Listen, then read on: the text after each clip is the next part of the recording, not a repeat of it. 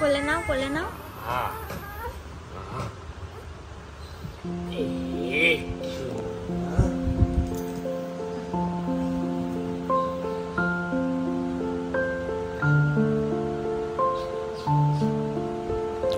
ঘুম ভাঙার পর ইউজুয়ালি দাদুর কোলে ঘুরে বেড়ায়, কিন্তু যেহেতু আজকে বাবা আছে তাই বাবার কোলে উঠে চেপে বসেছে। কিন্তু এখনও মনে হয় না ঠিক একটা বুঝতে পেরেছে যে বাবা এসেছে ওর সাথে, মানে যাকে এতদিন ভিডিও কলে দেখছিল তাকে সামনে থেকে দেখছে, মানে বাবা যে ওর সাথে দেখা করতে এসেছে সেইটা ওর এখনও রিয়েলাইজেশন নেই। আর এই দেখুন বাবার কোল থেকে দূর থেকে দাদুকে দেখছে কিন্তু দাদুর কোলে যাবে না, মানে বাবার কোলটা পেয়ে ও দাদুর কোলটাই ভুলে গেছে। আর এখানে দাদুও বেচারা ট্রাই করছে না আজ নাতনিকে নেওয়ার, কারণ দুদিনের জন্য বাবা এসছে, তাই বাবার কোলটাই এখন ওর জন্য বরাদ্দ করা হয়েছে।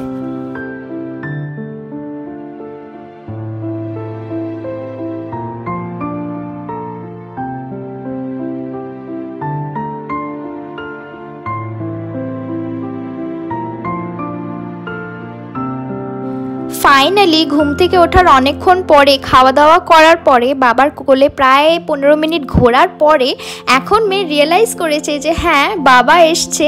আর বাবাকে চিনতে পেরে এখন এখানে মনে হয় একটুখানি ফিল হয়েছে যে হ্যাঁ বাবা আমার জন্য এসছে, আর মুখে একটু হাসি ফুটেছে। আর এটা দেখে বাবারও খুব আনন্দ হয়েছে। আর ব্যাস, আর কে দেখে দুজনকে, এবার তো খেলা শুরু। আর সারা দিন বাবা আর মেয়েতে এই কাণ্ড যে শুরু হলো, প্রায় 2 দিন ধরে এটাই চললো।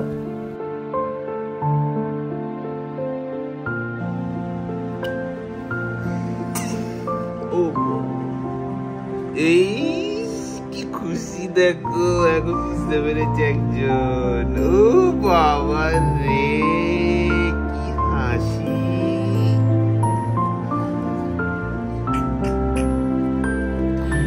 আমার ছোট্ট বিস্কিটটা কি রে? ওরে বাবা, আমার ছোট্ট বিস্কুট হাম করে দেবো,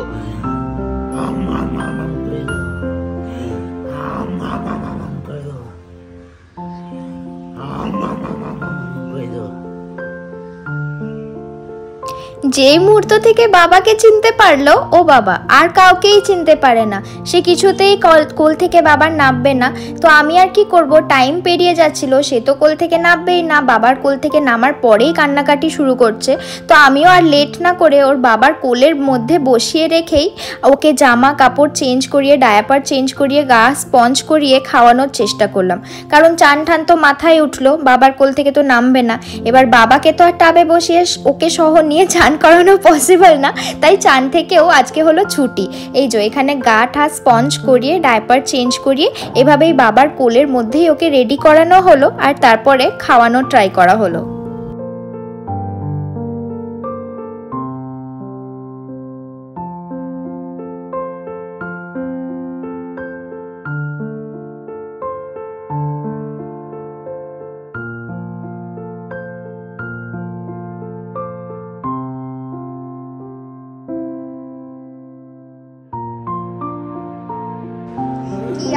কি আদুরি হচ্ছে। বাবা আসার পরে চান তো মাথায় উঠলই, তার সাথে সাথে খাওয়া দাওয়া সবকিছুই মাথায় উঠলো। মাথায় শুধু একটাই জিনিস, শুধু বাবার সাথে ঘুরবো ফিরবো আর কোলে করে ঘুরবো আর খেলবো। তো তা করলে তো চলবে না, তাই কোনো রকমে সেই দিনটা ভুলিয়ে ভালিয়ে বাবার কোলের মধ্যে বসিয়েই তাকে খাওয়ানোটা কমপ্লিট করা হলো, তাও অনেক কষ্ট সৃষ্ট করে।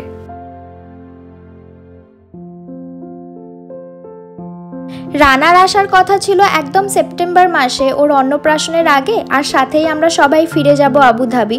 কিন্তু ও আর না থাকতে পেরে কিছুদিন আগেই চলে এলো। আর এসেছিল ওই 2 দিনের শনি রবি ওরা যে ছুটি পায়, সেই শনি রবির ছুটিটাতেই ও এসেছিল ফ্রাইডে রাতের বেলা আর চলে যাবে সানডে। তাই সব কিছু মিলিয়ে যেইটুকুন ক্যাপচার করেছি 2 দিন মিলিয়ে, সেটা একটা ভিডিওতেই আর কি মেমোরি হিসেবেও স্টোর করে রাখছি আর সবার সাথে শেয়ারও করছি।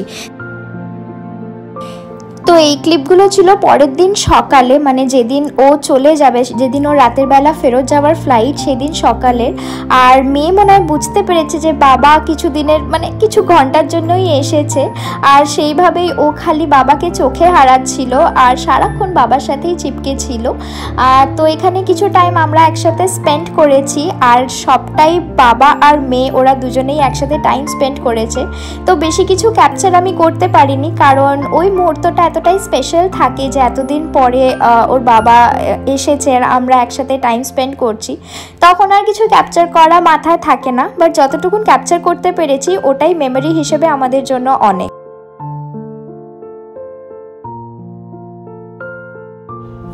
বাবা এসেছে মেয়ের সাথে দেখা করতে আর মেয়ের জন্য কিছু আনবে না, সেটা তো হতেই পারে না। তো এই পুতুলটা মানে মিনি মাউস এটা রানা ওখান থেকে আবুধাবি থেকে ওর জন্য এনেছে। আর এই দেখুন, ওর প্রথম মনে হয় কোনো এনকাউন্টার এরকম খেলনার সাথে, বেচারি কোনো রিয়াকশনই দিতে পারছে না যে জিনিসটা কী বা এটার সাথে কী করতে হবে। বাট আমি কিন্তু ভিডিওটা অনেক লেটে শেয়ার করছি। আর আজকের দিনে এটা হচ্ছে ওর ফেভারিট পুতুল, ওকে অনেক অনেক পুতুল দিয়ে দিল, ও কিন্তু এই মিনিটাকেই খোঁজে। আর ওর সাথেই যত খেলা এই মিনির সাথেই, ওর কান ধরে, ওর নাক ধরে, ওর হাত ধরে। তো এটা এখন ওর ফেভারিট পুতুল হয়ে গেছে।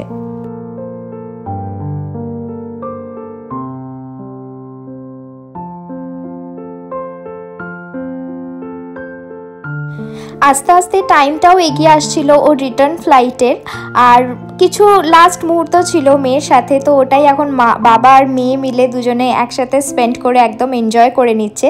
দেখা হবে মনে হয় আবার 2-3 মাস পরে, তো সেইটা পুরোটা আজকেই এখনই ওরা সব কমপ্লিট করে নিচ্ছে।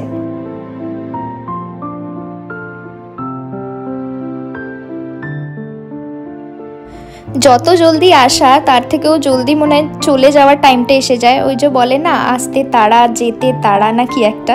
তো যাই হোক, টাইম হয়ে এসেছে। ও রিটার্ন ফ্লাইট ছিল রাত 9টায়, আর আমাদের অনেকটা আগেই এয়ারপোর্টের জন্য রওনা হয়ে যেতে হয়েছিল। তো আমরা সবাই গেছিলাম, মনি, পাপা, আমি, গিনি সবাই গেছিলাম ওকে এয়ারপোর্টে সি অফ করতে। আর এখানে গিনিরও একটা আউটিং হয়ে গেছিল, আর ও তখন হয়তো বুঝতে পারছিল যে বাবা হয়তো চলে যাচ্ছে, বাট সেরকম কোনো কান্নাকাটি কিন্তু করেনি। পুরোটা টাইম গাড়িতে বাবার কোলেই বসেছিল।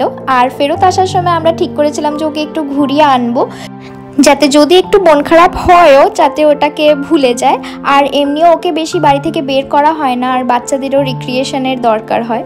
তো পৌঁছে গেছি আমরা এয়ারপোর্টে, আর এটাই ছিল হচ্ছে লাস্ট কিছু মুহূর্ত রানার সাথে। আবার দেখা হবে প্রায় 2.5 মাস পরে, সেপ্টেম্বরে ও যখন আসবে। তো মনটা তো অবশ্যই খারাপ লাগছিল, কিন্তু তখন ওখানে দাঁড়িয়ে আমি শুধু ভাবছিলাম যে গিনি যখন আমাদের সাথে আবুধাবি ফাইনালি চলে যাবে, ইন্ডিয়াতে যে মানুষগুলোকে ফেলে যাবো, মানে দাদু, ঠাকুমা, দিদা যাদের সাথে এতদিন কাটালো, তাদের কতটা মন খারাপ হবে বা গিনি কীরকম রিয়্যাক্ট করবে। তো ওটাই ভাবছিলাম।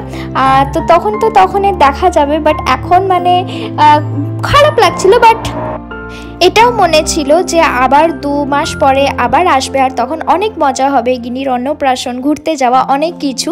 তো এই ভেবেই আমরা ভালোই ওকে রওনা দিলাম। আর এরই সাথে আজকের ব্লগটা এখানেই শেষ করছি।